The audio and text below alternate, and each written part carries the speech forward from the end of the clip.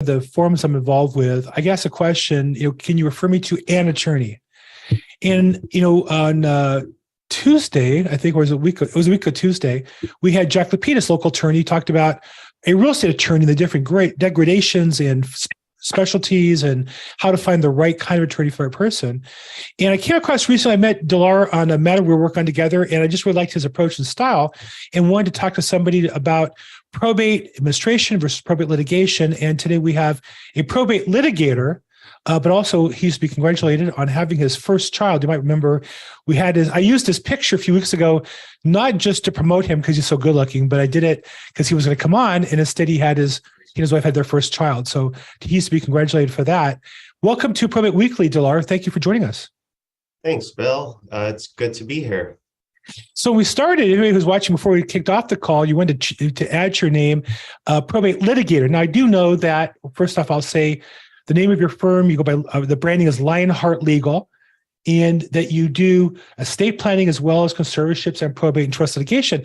I find it interesting that of all those, you put on your name probate litigator. So explain to me why that one, is that your focus, or that's the one you enjoy the most, or why that particular nomenclature? Well, litigation can be enjoyable, but the enjoyable moments are few and far between. However, it is kind of a niche, and there aren't a ton of probate litigators in Los Angeles County, and the ones who primarily practice in probate litigation, like myself, we kind of all know each other. We recognize each other's names. We used to say we see each other in court all the time, but now it's more like we hear each other on the phone in court all the time. So it's, most of my cases are litigated cases. I don't know why it worked out that way, but that's just kind of my experience, and my reputation developed in kind of the litigation realm more than anything else. So I'll own it. I'll own the title. So let's talk about probate litigation first, a little bit more. When people come to me with a situation that requires litigation, the thing I try to explain to them before I refer them to somebody is there's no way to know what it's going to cost, but it's most likely going to cost a lot. Yeah. So when somebody walks to you and says, hey, I had this probate case, my brother's stealing this or whatever, or I'm going to probate it, but my brother's accusing me of stealing it, and he hired an attorney. How do you handle, and I don't mean to crass and say it all comes down to money, but to a lot of people, that is a barrier to get over. How do you handle kind of upfront expectations of what somebody should expect when they're facing litigation? Right. It's very important, I think, for an attorney to set a client's expectations ahead of time. Often I find myself talking people out of bringing a lawsuit because I'm so upfront about these things. I like to tell them, without knowing about any specific situation, I tell pretty much anyone who calls me, if they're calling me at the outset of litigation, meaning there's no case number, nothing's been filed yet, which is the right time to talk to me. Often people call me after some other attorneys like screwed up their case, and I'm like, oh, great. But if they call me at the outset, I say, I just in general to people, without any specific details or facts about a particular situation, you're looking at 2 to 5 years. If we file this lawsuit, it's contested and it goes to trial. So you're going to have to wait 2 to 5 years for an outcome in 99% of the time. And you're looking at $50,000 to $100,000 in attorney's fees on the way. That's the basic estimate I give people. Nowadays, probably more like 75,000. And I think you froze up there. Just got to the good part about the money. I think you froze up. Potential clients are frustrated by that. And the reason I can't give a better estimate, and I have an explanation for this, is that how much work I need to do depends on what other people do, what the opposing party does, the ne'er-do-well brother in the example you brought, what the court does, which judge we have. Some judges, I was just in court this morning, and there was a kind of a newer judge in Department 5, and she's implemented a policy that she made clear to me as well as to people who were appearing in another matter before mine, that she requires some form of attempted informal resolution prior to setting a case for trial. So every judge handles their department their own way. I think that particular policy is probably a good policy in at least 90% of the cases. But these things all depend. If the opposing party was digging their heels in, serving sets of discovery left and right on you, I mean, it's going to take some time to respond to all of that, draft responses thoughtfully and carefully, and do these sorts of things. And there might be motion work required. So it's all real specific to each case. But what you can guarantee is it's going to be, at tens of thousands of dollars at the low end to take a case to trial. Now, most cases don't get to trial and they end up settling somewhere along the way. And I always push for that, and I try to get everybody to do that. But when one side's unreasonable or the opposing parties are just so far away that they're unable to negotiate, it's inevitable. So after I call you up on the phone about my ne'er-do-well brother, and you give me that speech, it's $50,000 to $75,000, $100,000. It's 2 to 5 years.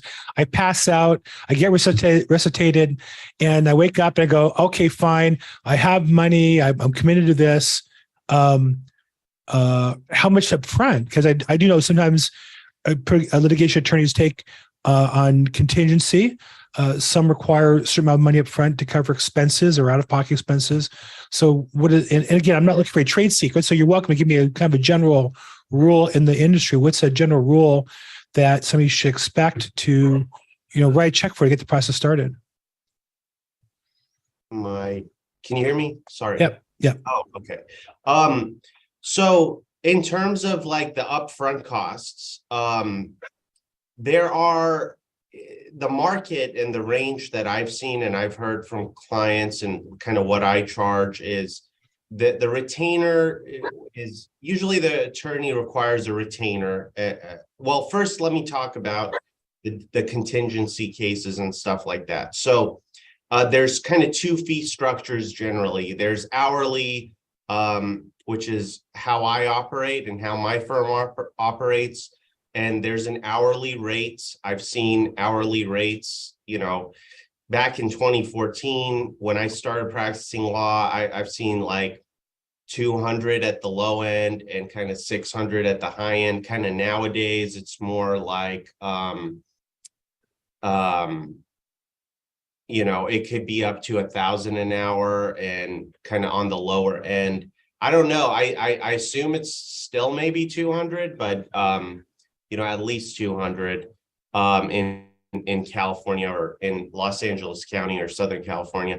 And then there's the contingency. Contingency is basically you get the attorney gets paid out of what they recover, and it's a certain percentage. By law, that percentage is capped at 50%. I don't do contingency matters. And there are certain fields of law, such as employment law on the plaintiff side, personal injury law, like car accidents. Almost every attorney in that field, in my experience, does it on contingency because it makes a lot of sense from a business model perspective in those fields.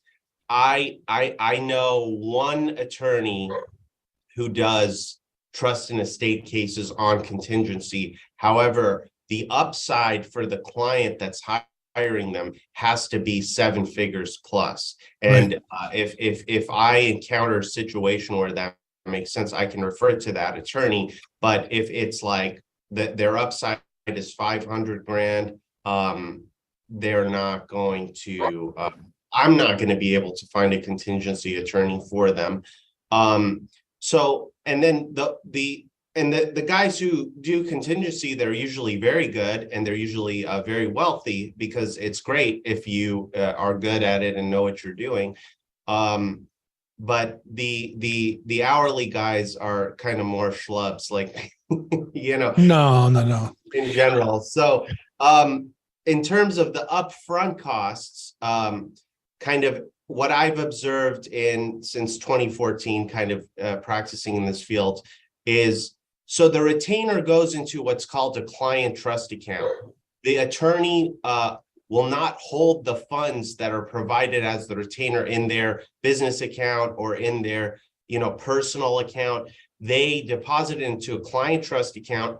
The State Bar of California has regulates the client trust account. It's a very specific type of account. A bank has to make that offering. It's called an IOLTA or IOLTA account. Interest on lawyer trust account is what those letters stand for. And then let's say you give $10,000 as a retainer, and the attorney is charging $500 an hour, spends 2 hours, then they'll bill the client for the 2 hours, which is $1,000, and they'll either take it out of the 10,000, or the client will pay an additional 1,000 on top of the 10,000, and the attorney just holds the retainer for all purposes until the representation is terminated. That is what's the type where the retainer is just held in the client trust account. It's not used to pay bills. That is called an evergreen retainer. Also, the range of retainers I've seen for these types of cases are probably like 5,000 for kind of the sole practitioner, or someone who's just like trying to do it, is a pretty standard, or a smaller firm is a pretty standard retainer amount.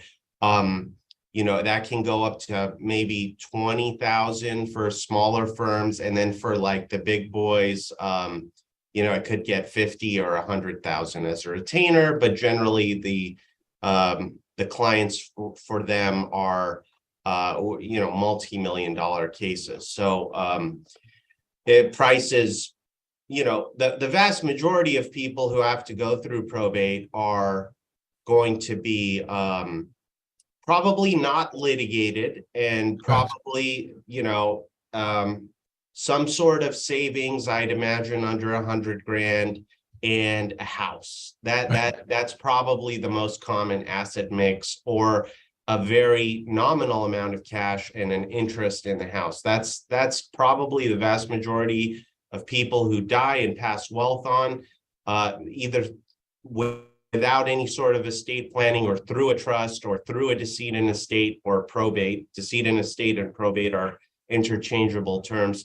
That you're talking about kind of one real property and maybe some sort of life insurance benefits or cash, and those can be moved without the use of probate, and we can talk about that more. But just to answer your question, I would say kind of for the general situation, the range for a retainer is probably 5,000 to 20,000.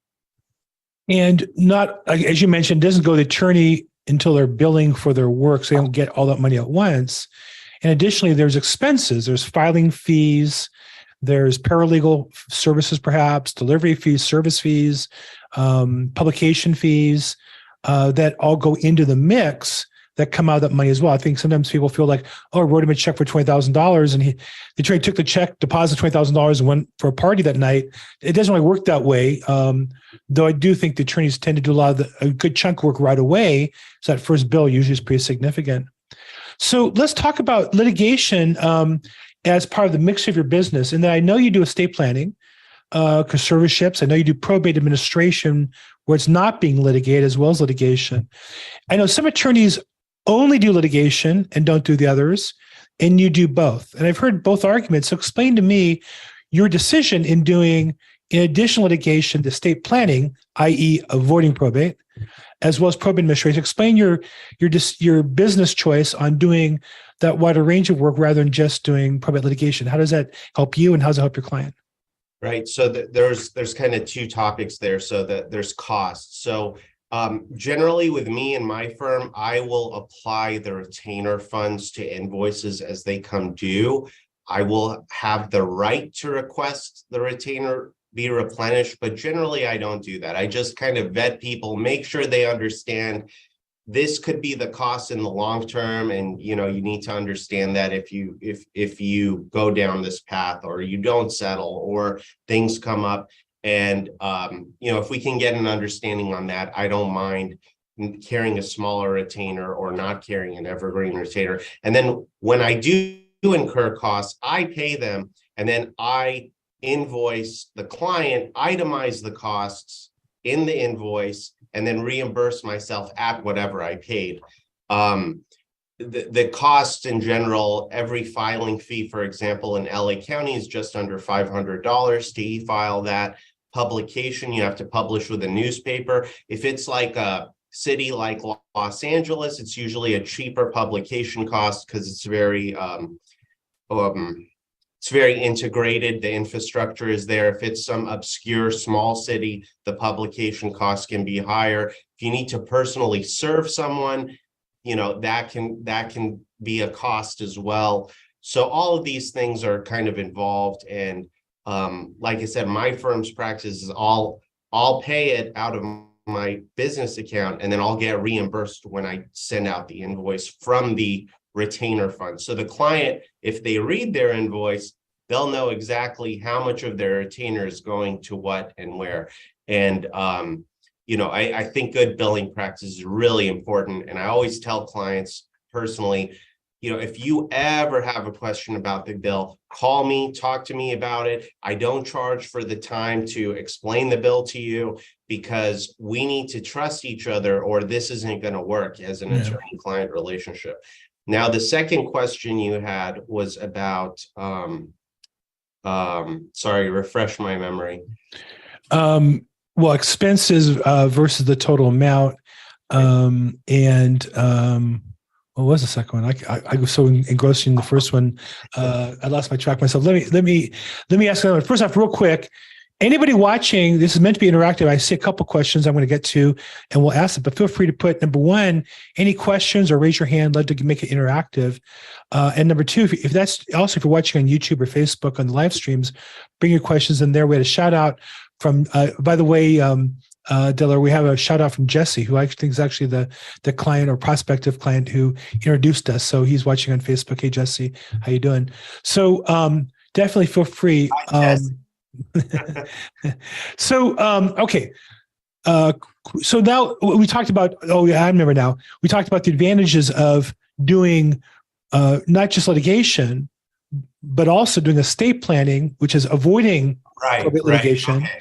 And estate planning to avoid probate. And to me, as a real estate agent, I think that's a good thing, because you see the messes and then should theoretically be preventing those messes on your next client. But I know there are other attorneys who say, no, I just do litigation because I'm set up for that. I'm not really set up to do the administration. So explain to me kind of your thinking for yourself as a business person, and then for your clients. Right. That was the original second question. So so when it comes to kind of my practice areas, so I kind of grit my teeth in probate litigation, in a trust case and a conservatorship case, and and they were overlapping issues, and I feel like I did pretty well in there, and I just kind of stuck to it. The firm I was working for at the time kept giving me the litigated cases to handle, and it just never really stopped from there.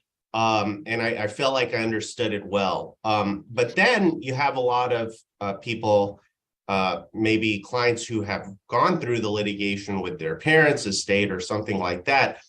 Then they're like, well, I don't want this to happen to my kid. Can you do my estate plan? Or people just hear probate and they think wills, trusts, and they think you draft it. Now, I personally, in my firm, I do not draft the estate plans, but I advise, and I have a co-counsel who I work with who does handles my estate planning drafting. He's the one who actually drafts it in my office. And so it's such an overlap, and clients request it so often that I think it's almost a necessity to at least be able to help them with that. And so I had to make arrangements for that. So, well, one hand, I can see where clients would naturally request it, and you want to help clients. You want to, solve their problems. And on the flip side, I can see where it's also a completely different skill set. What might make you a great drafter of the world's best estate plan might not help you when you're in probate litigation. Those are two different. Absolutely. And then on the point of the kind of the differentiation with my firm is, most estate planning firms do not do probate litigation at all. So they don't see what goes. Correct. So I mentioned I had a hearing this morning. So at the hearing this morning, we're litigating a case. I actually represent a brother against his brother, right? And their father did an estate plan with a certain estate planning attorney. And there were certain, the father who did the estate plan, he wished to treat his two sons unequally.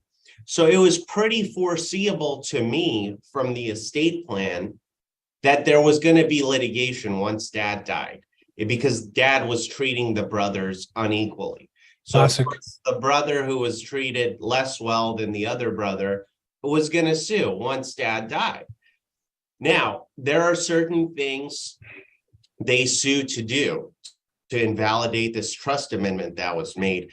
You can invalidate it, for example, based on lack of capacity. You can invalidate it on the ground of what's called undue influence, which is defined generally as exerting influence or pressure on someone to such a great degree that it overcomes their free will. That's the definition of undue influence. So it was foreseeable.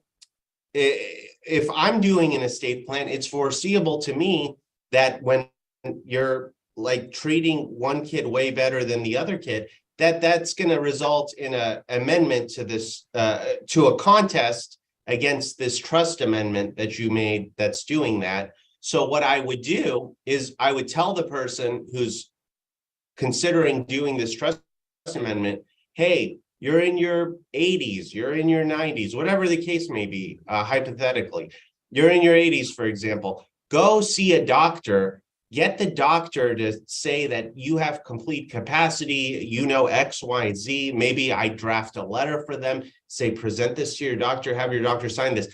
Now we have really good records and documentation and a live witness in the form of a physician who can testify at trial and say, I evaluated this person. They have capacity them while they were alive. And in my opinion, as a physician, they have capacity. And I signed a letter to such effect. And then if the person says, this is too expensive, I don't want to go through this, or I don't want to deal with this, fine. But at least I advised them to do that. Right. And then the attorney can also do certain things. Maybe the son who is treated better is there in the room when dad is signing the estate plan documents. That's a big no-no. That's something that shouldn't be done. The attorney should say, hey, get out, sit in the car. I don't want to talk with you at all. I only want to talk with dad, and sometimes estate planning attorneys don't do these things. And it just boggles my mind because I'm dealing with the mess and the fallout that's occurred. And I'm just like, gosh, I wish I had certain better facts, but that's not always the case. So, when you use especially if you're going to do something like treat children unequally, or if you have, I think the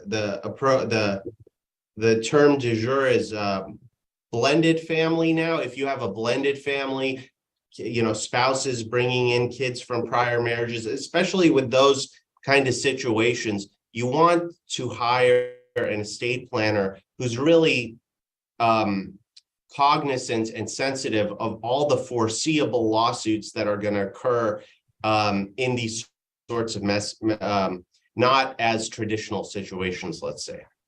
And you can spend 90% of the fee, but that last 10%, because the plan wasn't done correctly, creates all the mess. Oh, right? yeah. That the whole estate plan, if they just got the doctor's letter, would have avoided. But by not doing that, the estate plan has no real effect because you're still going to court to litigate the whole thing anyhow. I mean, it has an effect, but it didn't have the intended effect, which was probably to avoid litigation, I would think, at its core.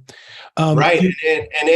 And then if you're representing the trustee who has to take over and clear this up or be the target of these lawsuits, and they have these documents, they have a doctor's note that says you have great capacity, they have something from the estate planning lawyer that says, you know, no one had anything to do with this, it was just me and the person I'm drafting the estate planning documents for.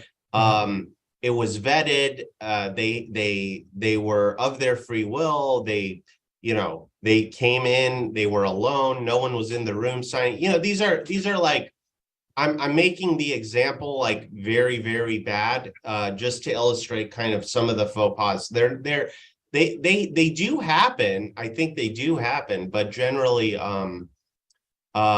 they can be avoided with some experience and sensitivity to the things that can come up. But yeah, absolutely. And they might cost a little more, but the cost, a little more. The cost relative to the cost of litigation after a person's dead, it's like 10 to 1 or 20 to 1. It's not comparable at all. You want to make sure when you're alive, you're doing the estate plan correctly. And I go around, I've given presentations to different groups of professionals, to facilities where 55 and older facilities.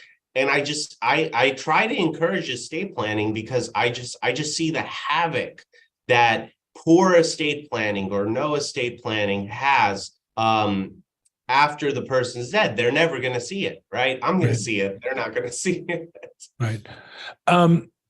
One of the areas that we come up with a lot as real estate agents before somebody passes is this capacity. That it's not uncommon that, and I've had it happen where I, get a phone call and I go out and meet somebody and they want to sell their house. We sign the papers, and I've literally had somebody call me that day or the next day and say, "Didn't you realize he didn't? He had dementia. Or he was crazy." I said, "Well, it was odd. I mean, I meet a lot of odd people. That's kind of life today. Is more varied than where I grew up, but he seemed to me to be coherent. Of course, I went at 10 in the morning and maybe by 2 in the afternoon, he's not, or who knows what medication does to people. And, I don't know his medical history. And so my tendency is just to walk away and not get in that. But so how would you advise a real estate agent as far as deciding if somebody has capacity? Would you say if you have any questions to walk away from it? Would you say that, should a real estate agent to list a property should, ask them if they have an attorney, ask them for a medical letter, or how would you advise, or have you been in cases of litigation where, you're trying to invalidate a contract that was signed? I have a probate case where literally dad, who's in his late 80s, is at the doctor's, and Kaiser's doctor says, "You know what? He needs to have a conservatorship. He can't make his own medical decisions." Daughter starts the conservatorship. It's not done yet. Father signs a contract to sell a multi-million-dollar property. And then, of course, the buyer jumped on it, thought it was a great deal. And the daughter's like, "What do you mean? We have a conservatorship." They were in the queue to hear the hearing. And the buyer hires an attorney for the man who basically defeats the conservatorship effort. So the court determines it's not needed. So the contract is valid. And so you had these children really upset. What advice would you give to real estate agents when they meet a client and there's questions as far as capacity, or what are some of the signs you would look for as an attorney yourself? What do you look for and say, "Ooh, this is a problem. I need to back off here, or you need to get some medical assistance"? I think we froze up again. Oh, There we go. I can hear you. Okay. Yeah, no, that's a really good question. For, I mean, I can't give legal advice in this sort of format, but I could just tell you what I would do, right? The are on the side of caution, right? You don't want to be accused of participating in any sort of elder abuse. I and I face the similar dilemma all the time. Hey, you know, I don't know, dad's kind of out of it, mom's kind of out of it. We want to sell a house. Like, I don't think she can make it through the transaction. Can you do a power of attorney for her? I'm like, yeah, if she has capacity to hire me, sure. But the fact that you've told me that it's questionable, I'm not going to do that without a doctor's letter. A relatively recent doctor's letter at the very least. And then if I talk to them and I don't think as a lay person, in the sense that I'm not a medical professional, as a layperson, and I'm not comfortable dealing with them, or I think there's something or I have some sort of honest suspicion, you got to turn it down. It's a bad idea. Now, if in that situation you were talking about, I'm sure there were certain sort of expedited procedures that could have been used to put a kind of a halt on these sorts of things, but maybe they were not practical at the time. I mean, people under the law, you're presumed to have capacity. There is a presumption that the person you're contracting with has capacity in general. You can put on evidence to overcome that presumption, but generally we're in the starting place where there is capacity in the starting place. Of course, if there's developmental disability, something like this, like, it's going to be hard to justify any sort of belief on that, but definitely you want to err on the side of caution. Yeah. And you want to have something in place, and that's part of estate planning too. Like,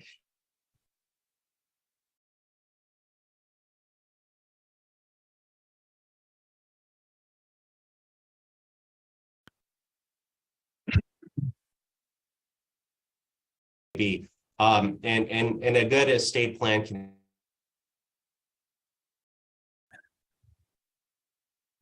I don't know if it's just me. I think he's freezing up again. Yeah. Not just you. Not It's it.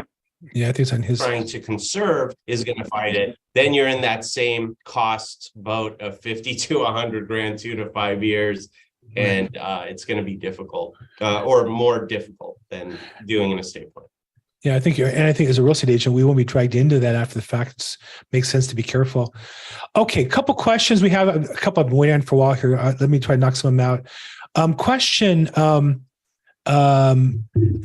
about litigation funding. If somebody needs litigation, and obviously it's going to cost them a lot of money, are there options to borrow that money? Are there companies that finance those kinds of deals? And what does that look like? I'm not aware. There are kind of like several companies that do advanced costs for a probate, or technically my understanding of kind of what they do is they will buy your inheritance, or they'll buy a share of your inheritance while the probate is pending, but they usually won't make those sorts of loans if there's litigation involved. Right. It's much more difficult for a lender, from a lender's perspective, because it's just so risky. You never know what's going to happen as the lender. They could be entitled to something.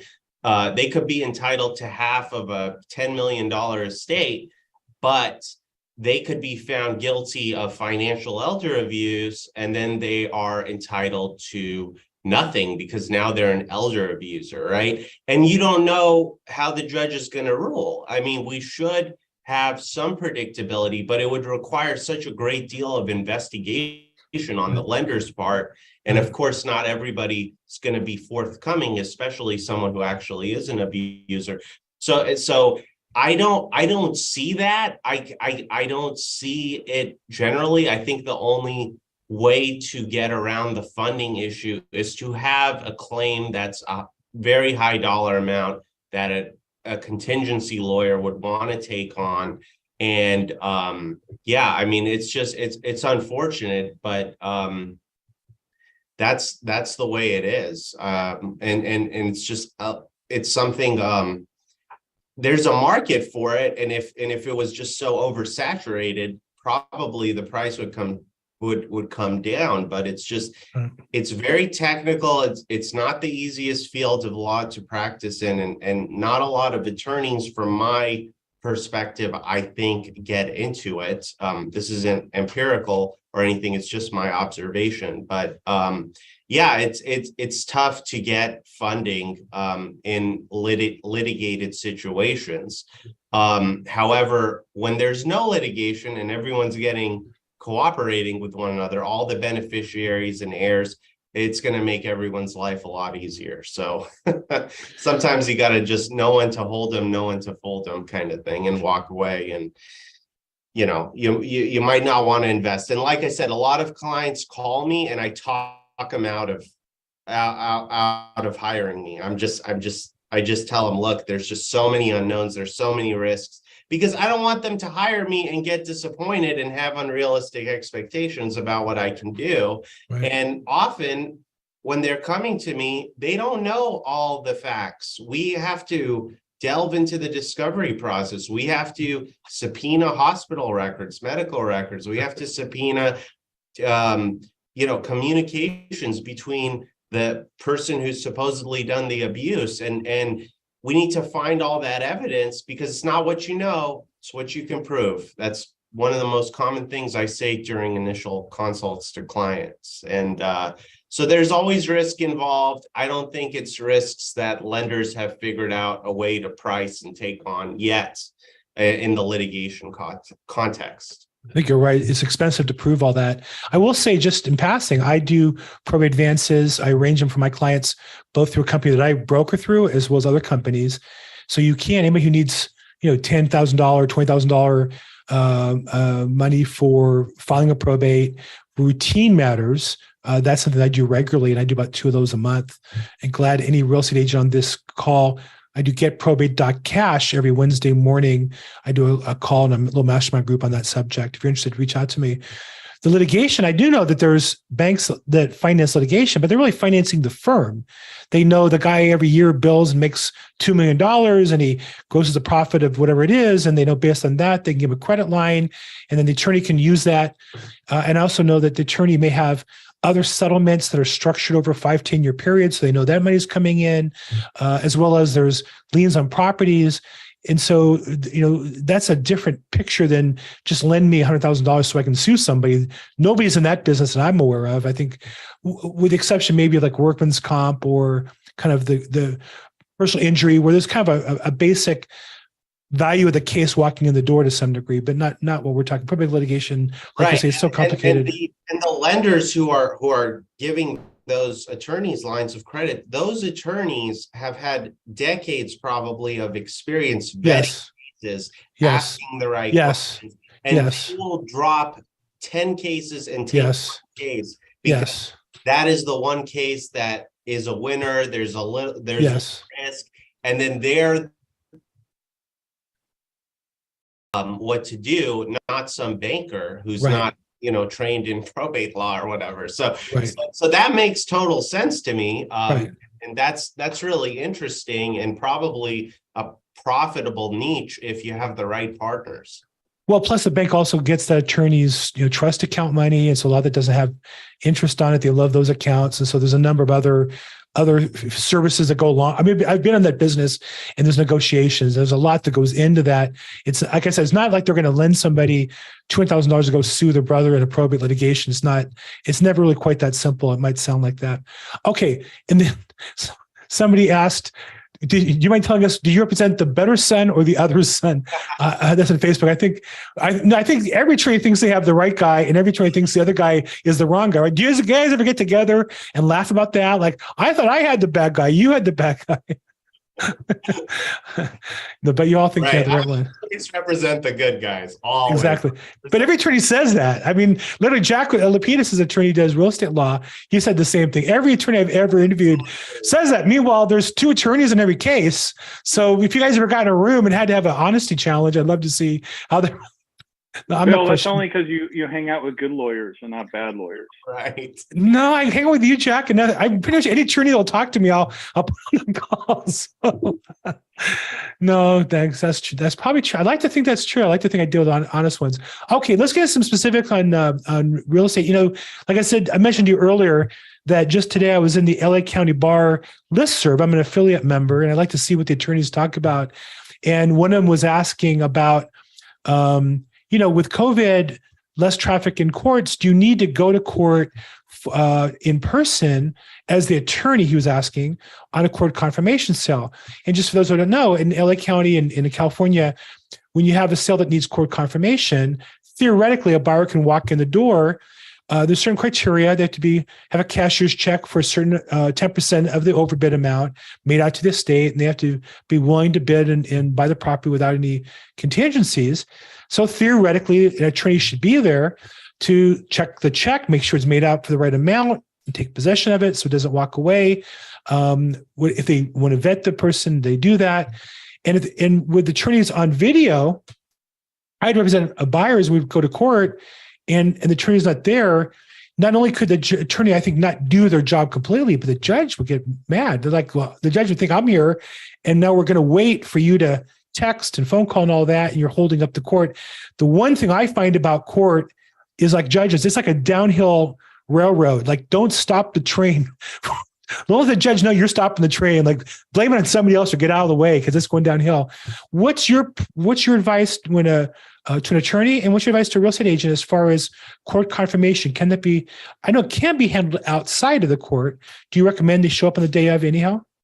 Yeah. So court confirmation, pretty much there's always a way around court confirmation. You can always post a bond. You can always have the funds tied up and subject to court order, put in a blocked account, these sorts of things. So I try to avoid court confirmation. Other attorneys, they think it's great because you get bidding wars, and that can happen.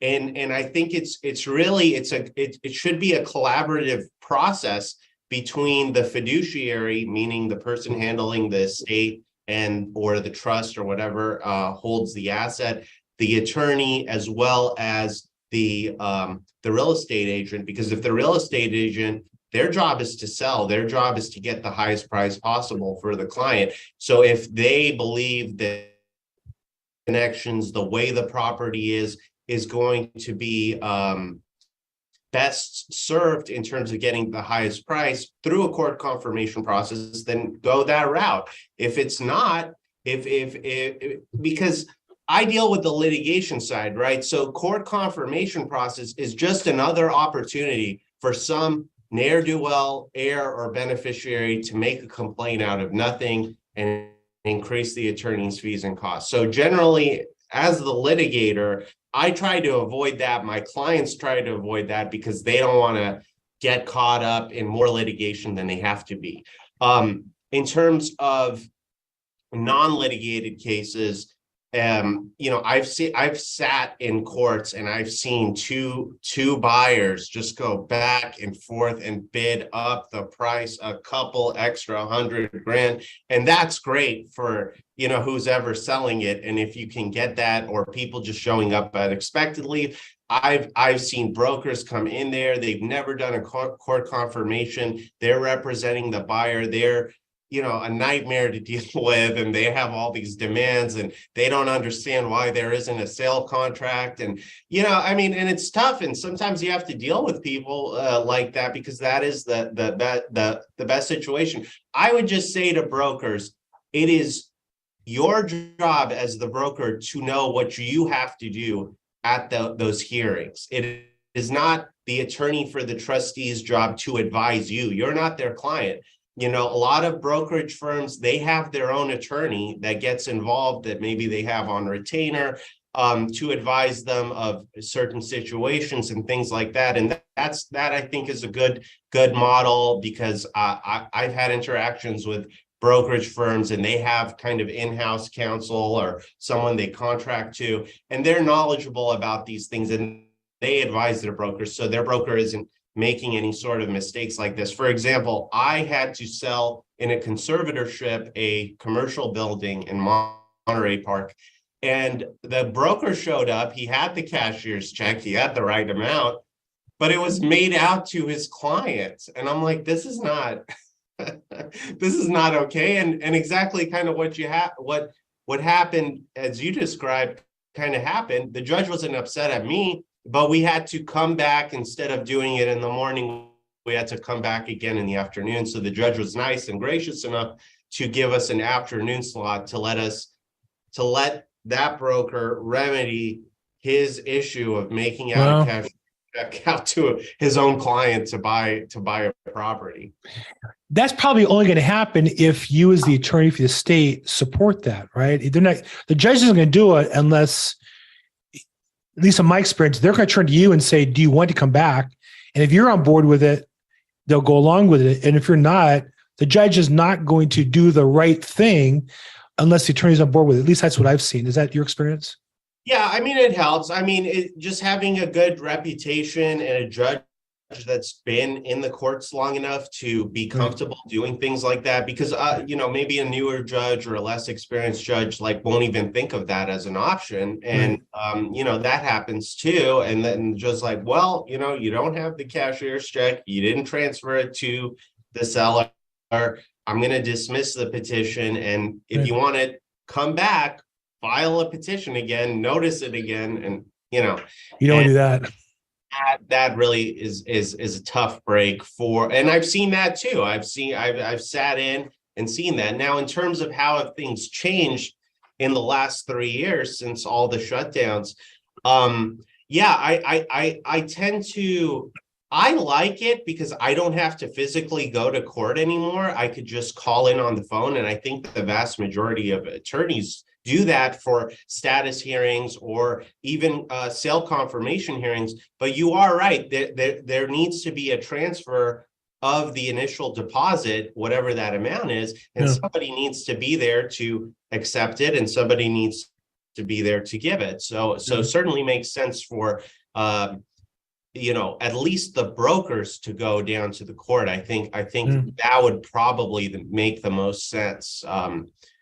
For all involved, to have the buyer's broker and the seller's broker there.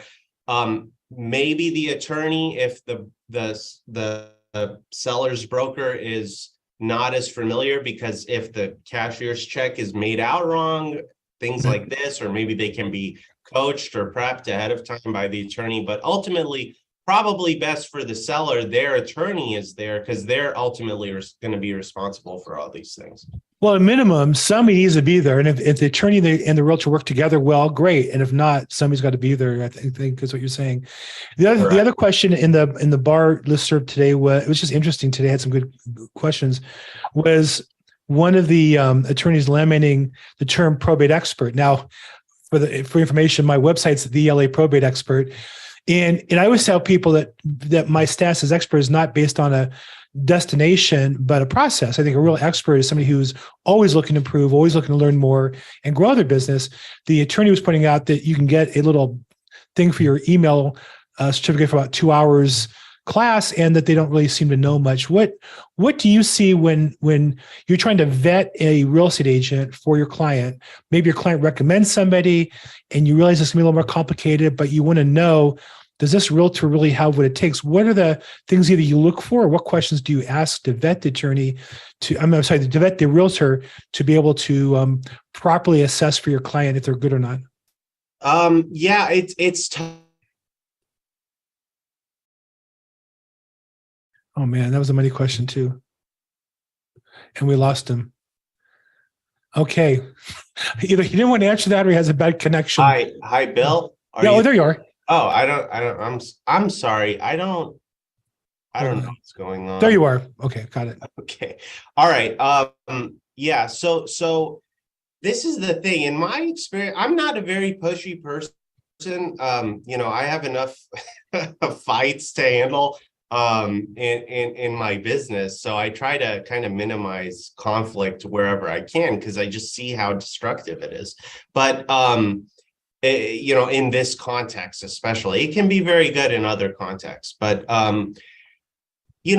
it usually they have a broker by the time they get to me, and this was their mom's friend and the person that she would have and it's just like, I don't know. I mean, I just, like I said in the answer to a prior question, don't ask me like, what do I have to do as the broker to make sure I'm fulfilling all the legal obligations that I have to sell the house? Because it's like, I'm not your attorney. That's not my job to know. It's always better to use somebody who's familiar with probate for a probate sale, for a trust sale, even outside of a probate sale, even a trust sale. I know there's certain disclosures that need to be made up front to the agent's client as well as to the buyer.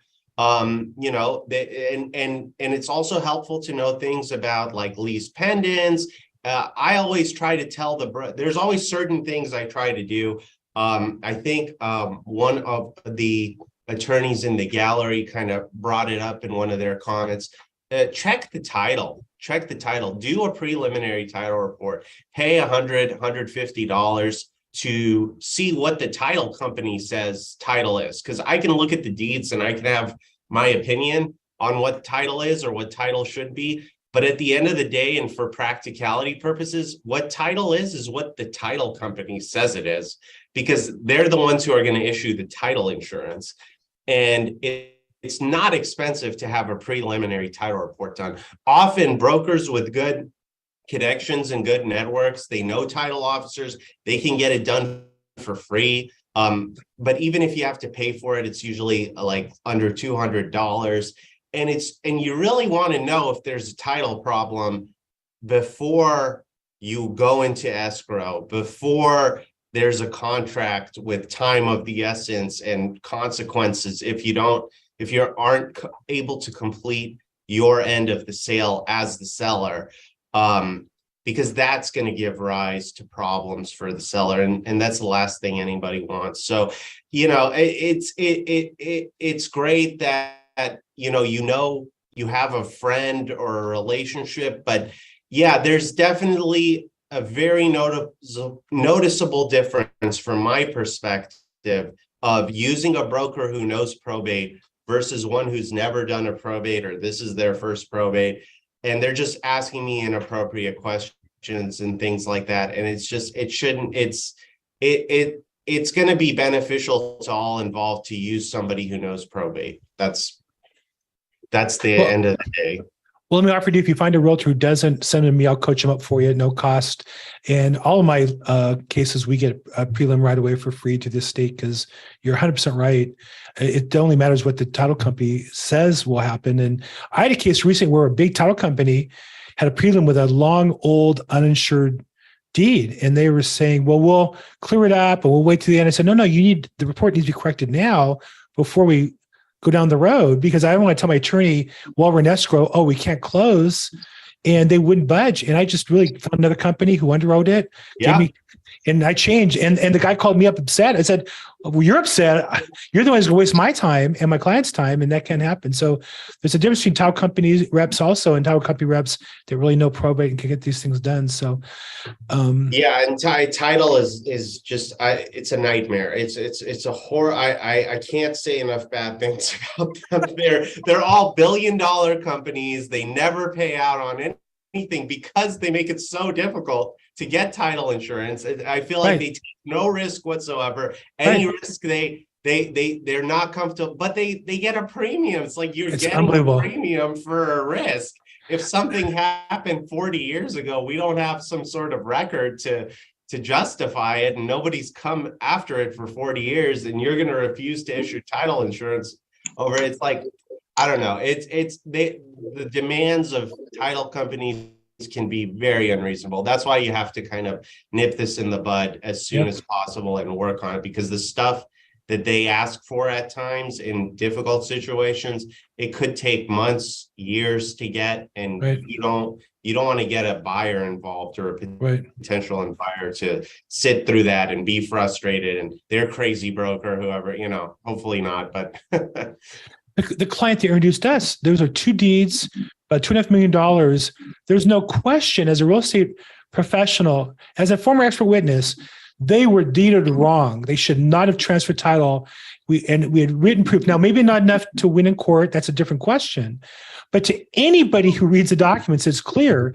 The problem is to prove it in court would cost hundreds of thousands of dollars.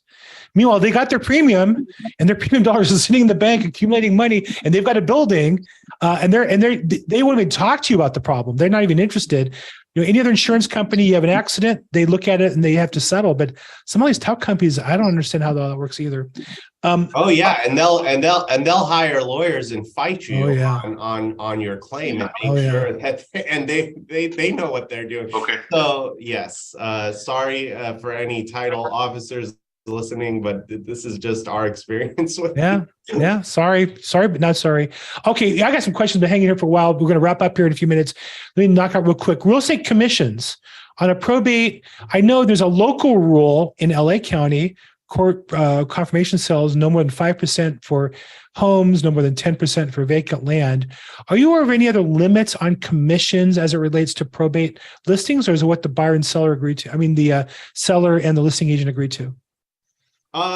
Yeah, I mean, there isn't a hard and fast limit such as the LA County local rule on the broker commission.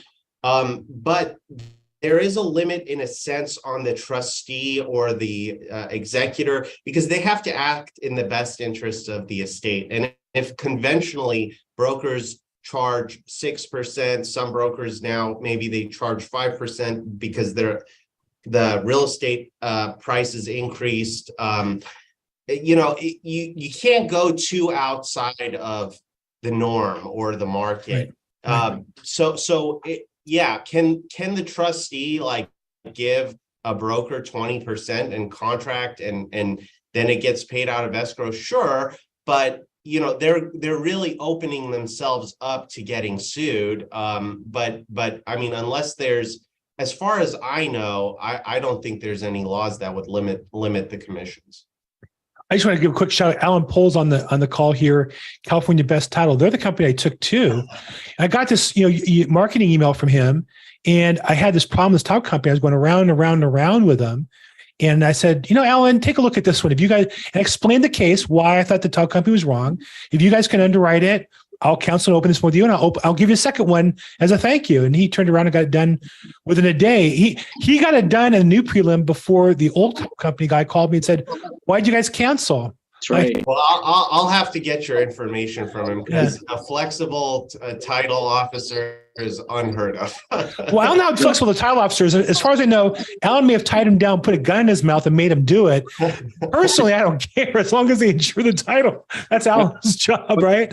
Right. What's great about my title company, though, is that the guy who runs my title company is a very experienced attorney that did a lot of underwriting title work, ran a whole underwriting department at a major title company. So he's got plenty of title law experience and real estate law experience. There we go. So that's, you have to have a winning team. Huge. The other ones are just sitting. The other ones are sitting in a bank vault counting their money. So anyhow, Alan, thanks for your help on that. Yeah. Okay, and let's wrap up a couple more questions. I see a bunch of people with your information in the chat box. Make sure you save the chat box before we leave here. And if you want to catch somebody, reach out to me. Let's see. No, fine. Okay, if a property is owned by a trust and the trust is lost, this is a common problem that I get, which is the property is deeded in a trust. Oh, great, it's a trust. You avoid probate. Nobody can find the trust. What's the solution to that? Unfortunately, more common experience. I think the more estate plans that get done, the more lost trust agreements there are. Yeah, I mean, right. Yeah, and that's important, right? To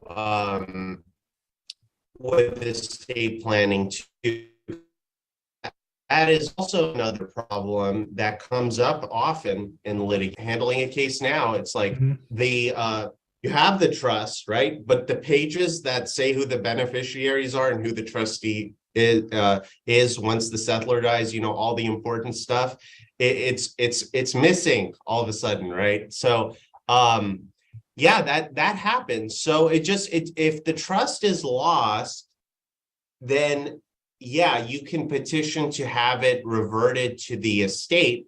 But then if the trust was created by two people, whose estate does it go to? Does it go to the survivors? Is it separate property of one spouse, or the other is community property? It's just a big can of worms. Now, if you have enough information about the trust, you can also petition the court to create the terms of the trust. Let's say the attorney who drafted the trust, they don't have the actual original trust document, it's lost, but they have notes or they have a recollection, like, this is what mom and dad wanted, this is what they told me, this is what the trust said.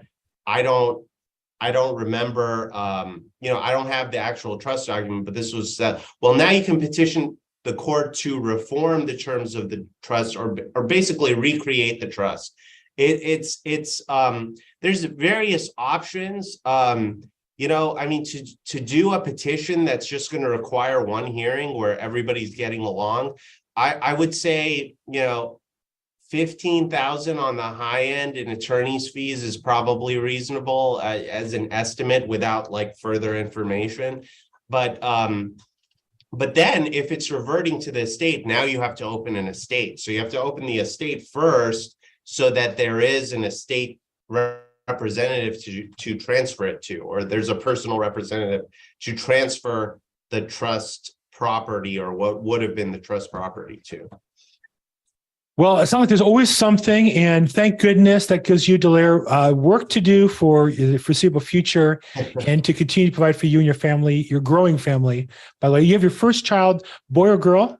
My son Leo was born. That's right, Leo. February 18th. So he's about 19 days old today. So wow. It's just been great to experience parenthood. But it's been very the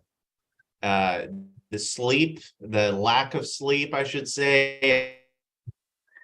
Yeah. But it's a joy, and yeah, thankfully.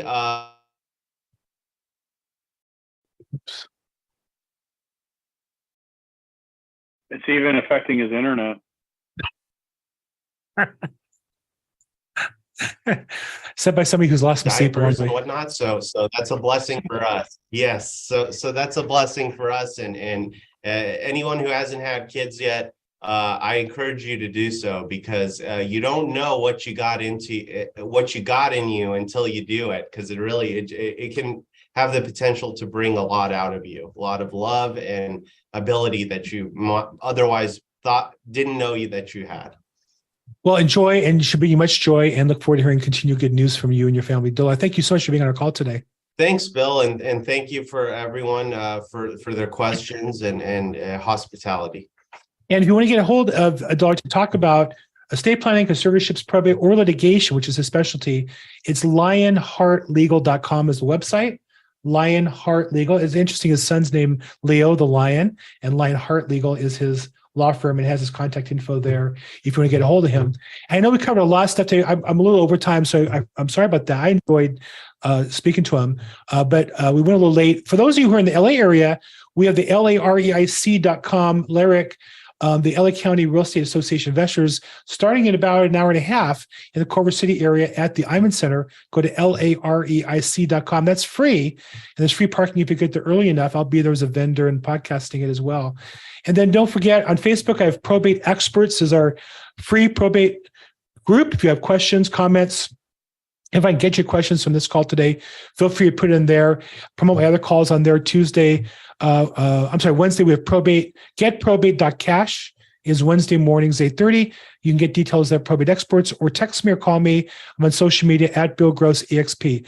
Thank you, everybody, for a great call. Again, thank you. Have a great week, everybody. We'll talk to you soon.